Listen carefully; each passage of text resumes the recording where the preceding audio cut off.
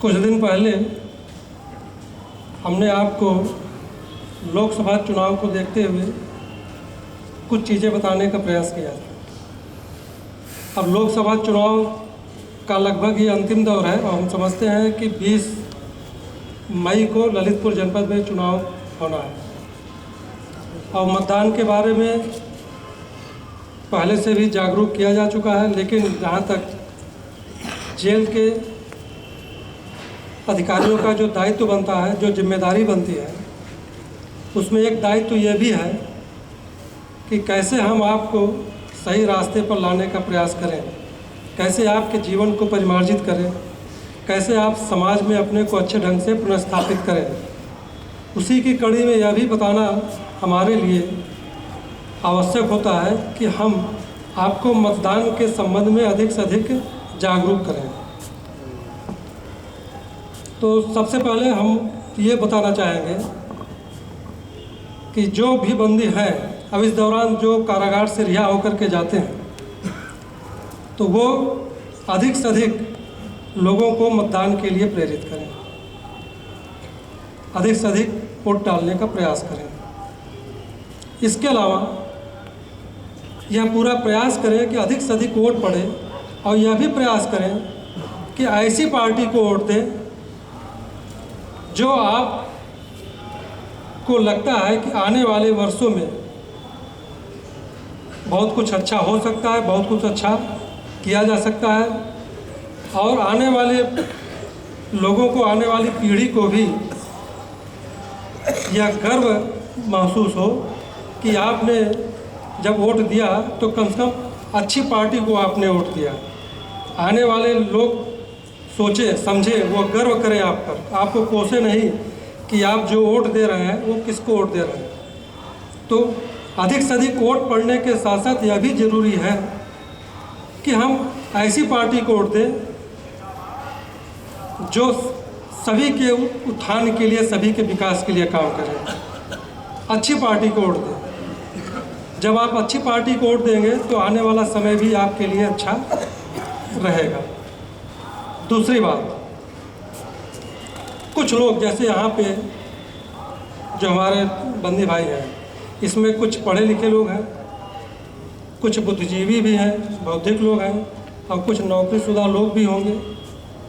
तो ऐसे लोगों में जो देखने में आया है, उनकी यह सोच रहती है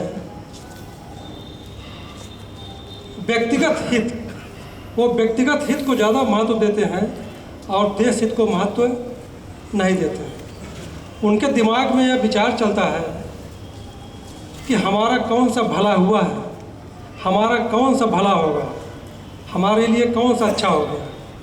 तो इस सोच से वो वोट नहीं देते हैं।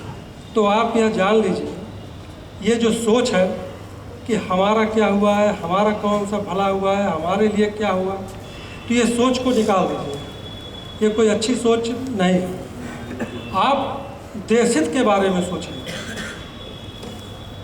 जब आप देश हित के बारे में सोचेंगे, व्यक्तिगत हित के बारे में नहीं सोचेंगे, तो आपका भी आने वाले समय में, भविष्य में आपका भी कल्याण अच्छे ढंग से हो सकता है। तो सबसे बड़ी चीज़ ये है कि कभी कभी ऐसे क्षण आते हैं, ऐसे महत्वपूर्ण अवसर आते हैं जब आपको अपने भविष्य की भी चिंता कर लेनी चाहिए, क्योंकि जब राष्ट्र मजबूत रहेगा तो सभी लोग मजबूत रहेंगे, तो सभी लोगों का भविष्य भी अच्छा रहेगा। इसके अलावा एक चीज़ों में बड़ी अच्छी स्थिति है गांव के लोगों की, कि गांव के लोगों का जो मत प्रतिशत होता है वह शहर की तुलना में ज़्यादा होता है। मत प्रतिशत, शहरी वोट का जो प्रतिशत है वह कम होता है। तो इस मामले में अगर हम यह सोचें कि गांव के लोग जो है कुछ ज़्यादा ही सजग होते हैं या जागरूक होते हैं या समझदार होते हैं, तो हम समझते हैं ज़्यादा सही है। शहरी लोगों की अपेक्षा गांव के लोग ज़्यादा सजग हैं, ज़्यादा समझदार हैं, क्योंकि शहरी वोट प्रतिशत कम होता है। तो हमारा यह भी आग्रह रहेगा, जो यहाँ पे शहरी लोग के बैठे हैं, जो गांव के लोग हैं, वो जो है अधिक से अधिक संख्या में जब यहाँ से रिहा होकर के जाए, जो लोग रिहा होकर के जाए, जेल के बंदियों को तो वोट देने का अधिकार है नहीं, लेकिन जब रिहा होकर के जाए तो वो जो है अधिक से अधिक लोगों को प्रेरित करें और मतदान करें। और ख़ासकर जो गरीब बंदी लोग हैं, वो ये लोग समझ लीजिए कि उनके वर्तमान जीवन के लिए, उनके भविष्य के जीवन के लिए और उनके आने वाले बेहतर जीवन के लिए ये लोकसभा चुनाव जो है एक अवसर है। तो इस आधार पे जो है अधिक से अधिक मत डालने का प्रयास करिए। अब इसको आप इस रूप में समझिए, अधिक से अधिक मत, जब एक परिवार का कोई सदस्य अपने बच्चों के बारे में सोचता है, विचार करता है, अपने बच्चों से अपेक्षा रखता है कि हमारे बच्चे जो है अच्छे अंक प्राप्त करें, अच्छे प्रतिशत लाएँ, हर माँ बाप सोचते हैं बच्चों के बारे में।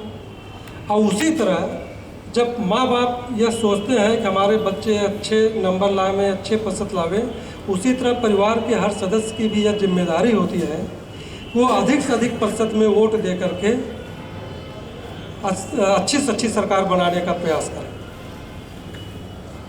और यह जान लीजिए कि ये जो लोकतंत्र है, लोकतंत्र में जनमत का बहुत महत्वपूर्ण हाथ होता है, जनमत बहुत महत्वपूर्ण होता है। लोकतंत्र की पहचान ही जो है अधिक से अधिक मतलब 100% मतदान से होती है। और लोकतंत्र में जनता ही मालिक होता है और वोट ही उसका ब्रह्मास्त्र होता है लोकतंत्र में। तो इस आधार पे भी आप अपनी शक्ति का प्रयोग करिए। इसके अलावा ये भी देखा जाता है कि जो शहर के लोग हैं, जब उस दिन छुट्टी रहती है मतदान के दिन, तो वो लोग सोचते हैं कि एक वोट से क्या हो जाएगा, हमारे वोट देने से क्या फ़र्क पड़ता है। अब वो गर्मी का बहाना बनाते हैं, आलस करते हैं, सोते हैं, उस दिन जाते भी नहीं। तो आप ये सोचिए कि उस दिन आप निकलिए और इन्जॉय करने के बहाने निकलिए, लेकिन वोट जरूर दीजिए। और आप यह भी दिमाग में बैठा लीजिए, अगर कोई व्यक्ति, खासकर शहरी लोग, अगर जिनके दिमाग में ये है कितना लू चल रही है, इतनी गर्मी पड़ रही है, तो आपको ये भी सोचना चाहिए कि उसी गर्मी में बहुत से ऐसे भारतीय लोग हैं जो अपने जीविकोपार्जन के लिए संघर्ष कर रहे हैं। आप देखिए गर्मी में एक से एक मजदूर लोग काम पे लगे हैं, किसान लोग काम पे लगे हैं, दुकानें खुली हुई हैं, सभी लोग अपने काम में लगे हैं।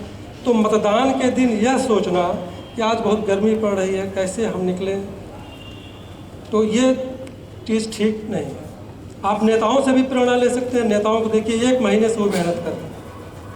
हर नेता 1 महीने से मेहनत कर रहा है। जब वो 1 महीने से मेहनत कर रहे हैं तो केवल 1 दिन तो निकलना है, 1 घंटे के लिए निकलना है। अब सोच लीजिए, कभी कभी 1 दिन ना निकलना सैकड़ों दिनों पर भारी हो जाता है। और 1 वोट की कितनी कीमत होती है, आप उनसे पूछिए। जिस घर के कोई उम्मीदवार होते हैं, अगर 1 वोट से हार जाते हैं तो सोचिए उनके ऊपर क्या बीतती होगी। फिर ये वो सोचते होंगे काश उसने वोट दिया होता। तो 1 वोट का कितना महत्व है, 1 सीट का कितना महत्व है, ये लोकतंत्र में बहुत ही मायने रखते हैं। आप इसको ऐसे सोचिए कि फ्रांस में केवल 1 वोट से लोकतंत्र की स्थापना हुई और राजशाही की हार हुई, केवल 1 वोट से। लोकतंत्र मतलब जनता का शासन। अगर 1 वोट ना मिलता तो आज तक राजतंत्र ही रहता, लेकिन 1 वोट से लोकतंत्र की स्थापना हुई, मतलब जनता का शासन जहाँ पे चलता है। आप ऐसे भी सोच सकते हैं, जैसे मान लीजिए कोई छात्र है, 1 नंबर से अगर रह जाता है किसी नौकरी में, तो सोचिए उसके माँ बाप को क्या लगता है। या 1 नंबर से अगर वो फेल हो जाता है तो सोचिए उसके ऊपर क्या बीतती है। तो आप इस तरह अगर सोच के देंगे तो हम समझते हैं वोट का प्रतिशत हमारा 100% जाएगा। लेकिन ये सोच हमारी अच्छी होनी चाहिए। तो हमारा आप लोगों से यही आग्रह है कि यहाँ से निकलने के बाद, इस दौरान अगर आप लोग निकलते हैं तो अधिक से अधिक लोगों को वोट के लिए प्रेरित करेंगे। धन्यवाद।